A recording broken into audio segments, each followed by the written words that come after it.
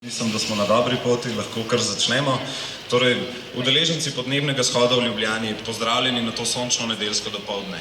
Imamo transparente, upam, da jih bodo tudi mediji uspeli poslikati in prenesti naša sporočila in glasove tudi pogajalcem in politikom, ki se bodo v naslednjih dneh v Parizu pogajali o mednarodnem podnebnem sporazumu. Dovolite mi, da pred mikrofon povabim Gajo Brecelj, direktorico Umanotere, da nas nagovori v imenu organizacij in vseh angažiranih posameznikov, ki smo sodelovali v pripravi tega shoda. Gaja.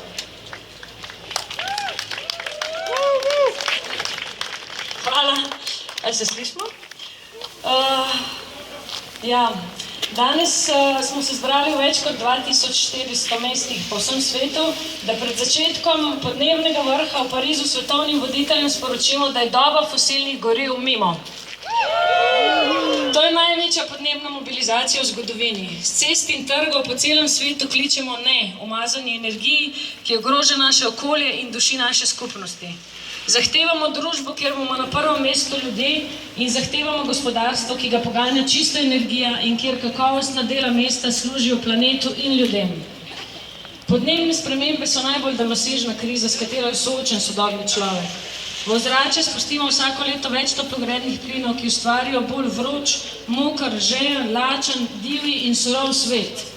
Že danes je po svetu razširjenih več kot milijon ljudi. In to zaradi poplav, suš, neurij, naraščanja morske gladine in drugih naravnih katastrof. In če ne bomo ukrepali zdaj, se nam obeta apokaliptična prihodnost, Mad Max prihodnost. Zato je potrebno, da to preprečimo in da bolj kot kadarkoli pokažemo svojo globalno solidarnost. Že leta 1992 so v Rio de Janeiro države strinjale, da je treba prenehati s človeškim vmešavanjem v podnebni sistem, ampak v praksi se ni zgodilo nič, oziroma zgodilo se je veliko premalo. Človeštvo, ki se je zanašalo na nafto kot na lastno kri, je zadelo ob skrajne meje našega planeta. Narava ne sklepa kompromisov in skrajni čas je za premik od pogajanj k akciji. Zato svetovnim voditeljem pred konferenco v Parizu sporočamo: upoštevajte dognanja znanosti in upoštevajte pozive ljudi, ker ste predstavniki nas in ne korporacij. In med svetovne voditelje spada tudi slovenska vlada. Niti sedanja, niti prejšnje v zvezi s podnebnimi spremembami niso vodile aktivne zunanje politike. Skrivajo se za Evropsko unijo in prikimavajo velikim. Z tega odra zato pred pariškimi pogajanji, zato slovensko vlado pozivamo, naj se zavzame za sprejetje pravičnega, ambicioznega in zavezujočega mednarodnega podnebnega sporazuma. In naj v polnosti prevzame svoj pravični delež odgovornosti pri omejevanju globalnega segrevanja pod 2 stopinji Celzija. To se pravi zmanjšanje lastnih emisij in v obliki finančne pomoči za ekonomsko manj razvite države. Lastna vladna gradiva kažejo, da je Slovenija nadpovprečno podnebno ranljiva. In prehod v nizkoogljično družbo zato ni neka ekstremna zahteva radikalnih okoljevarstvenikov. To je pogoj za dolgoročno blaginjo prebivalcev Slovenije, pa tudi odgovornost do narave in prihodnjih generacij. In kako ravna naša vlada? Vsi vidimo, kakšna polomija je TEŠ 6. Zdaj pa vlada resno razmišlja, da bi brez upoštevanja okoljskih standardov omogočila delovanje tudi blokov 3 in 4, čeprav je bilo od začetka obljubljeno, da ne bosta svinjala. Poleg tega se nam obeta še dodatek za TEŠ na položnicah za električno energijo, ki ga v tehnicističnem jeziku lobistov imenujejo CRMO mehanizem.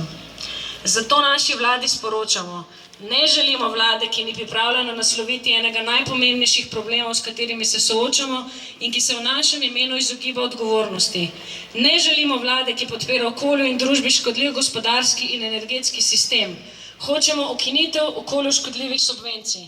In v regiji polni geotermalne energije nočemo črpanja plina s frackingom. Dovolj imamo tega, da si v vladni palači kljuke podajajo lobisti umazane industrije, za dialog s civilno družbo pa ni časa. Hočemo vlado, ki bo prevzela odgovornost za skupno prihodnost, ker pri podnebnih spremembah pa res gre za otroke.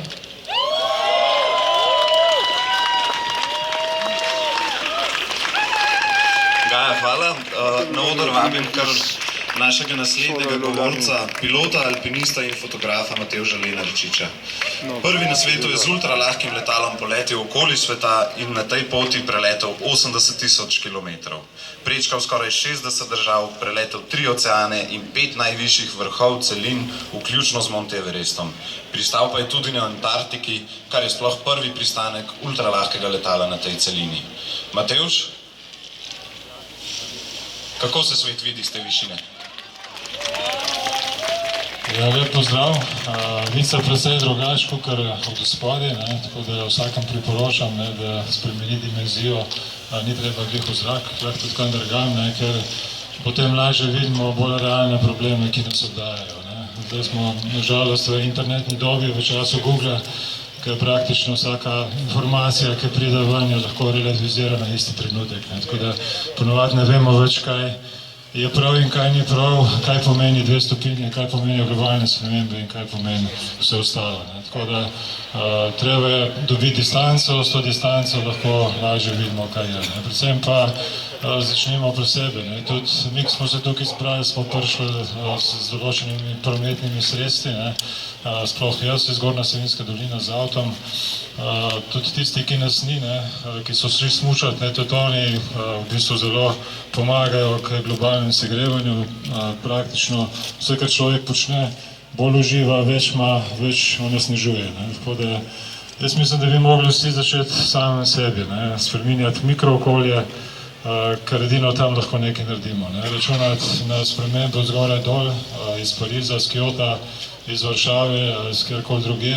Mislim, da je zelo brezupno, ker ti ljudje v bistvu odločajo v imenu interesov kapitalskih, ekonomskih in zato je v bistvu težko pričakovati, da se bodo ti ekonomski, kapitalski interesi kdajkoli spravili skupaj z našimi interesi so pa enostavno zdravo okolje. Ampak kot še enkrat, začnimo pri sebi, se ni tako težko. Vsak neki mikrookolje sestavlja makrookolje in če vsi spremenimo mikro, bo tudi makro lepše. Hvala lepa.